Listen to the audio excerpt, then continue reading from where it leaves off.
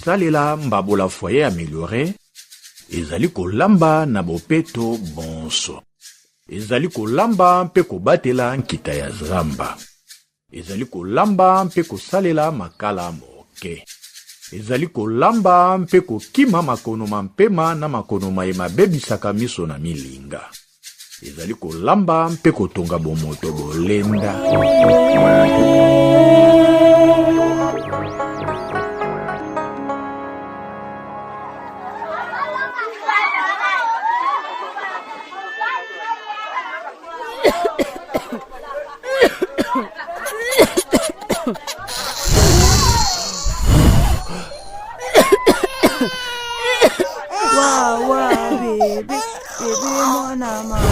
Ngai kona ebi koyemba te.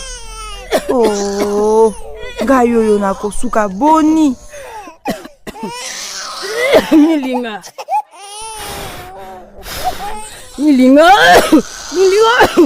Oh, Koko. Wawa. Milinga. Bebe. Wawa, bebe. Milinga. Nino boena bisoko. Milinga, sans effet na yo, ozolinga biso to lie lelo retard to nini. Taba Milinga. Yenga lokoso ekoboma ye. Milinga mozingi ye. Miso mateli. Milinga. Ngika kafula moto. Moninga na ndako yo donc ka ngai nde muna nyoko ma apo na opupula moto. Ngai awa nakotela kala koko nyonso. Tala Milinga na mimi. Mama na yo ngai na ya komemela ka ye bebe. Ye akendaka bitambola na ye. Yo ozana na 16 ans. Mokoloko koma na 69 neti biso ba oyo nde motema ya kokotela bakoko nyonso ekolata yo. Zela. Milinga. Yenga. Oyebi bakoko baloba pasi ya pau esengo ya moloni. Mona pamba o yenga. Koko na biso. Koko, ozekisinga makasi ata kuposa osike zali sute. Enfin, biloko ebeli. Biloko esisinga 3 boti ya koni na demi pikwa makala. Pardon, biloko ndeni nyo. Madesu ya escroc. Elie mipiku ya makala mibale, mipiku ya koni misato mobimba. Kasi botala esengo ya yenga. Bilia ebeli. Koko tika kaka matumbo liana na boyi na ngai, na boyi biloko pe de ebela ki. Chance pe papa na mama baye. Mwana ngai pardon. Soki biloko beli tia tata nwa lia noki azana nzala makasi. Nzela nyo soto yazo lia reka nzala. Dia. Oni ko sambusa ngai boli bosama bokolo na bana ko?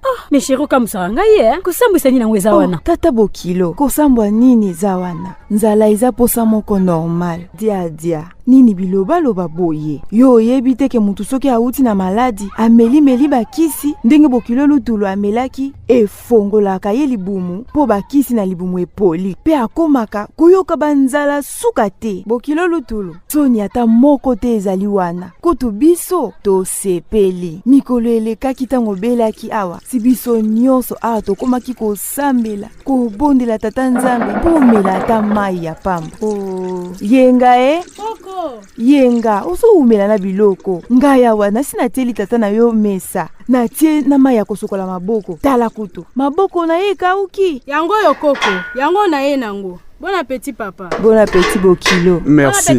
Longwako. Longwa na longwa. Omoni ngai soki nazolia, soki bozotala ngai esala ngai soni.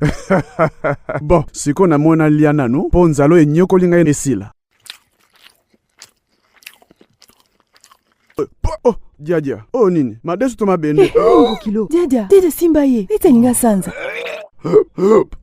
Kosalela mbabola foyer amélioré, ezali kolamba na bopeto bonso. Ezali kolamba mpe kobatela nkita ya zamba. Ezali kolamba mpe kosalela makala moke. Ezali kolamba mpe kokima makonoma mpema na makonoma emabebisaka miso na milinga. ezali kolamba mpe kotonga bomoto bolenda. Oyo ezali bongo malako ma gouvernement congolais onzela ya manaka ya bobateli bazamba to pe programme d'investissement pour la forêt et la restauration des savanes PIFORES. Oyo ekambami na lingomba ya ICPIF to unité de coordination du programme d'investissement pour la forêt na bosala mibwa ANSER to pe agence nationale d'électrification et des services énergétiques en milieu rural et périurbain ANSER na makoki ya misolo miuti na Banque mondiale.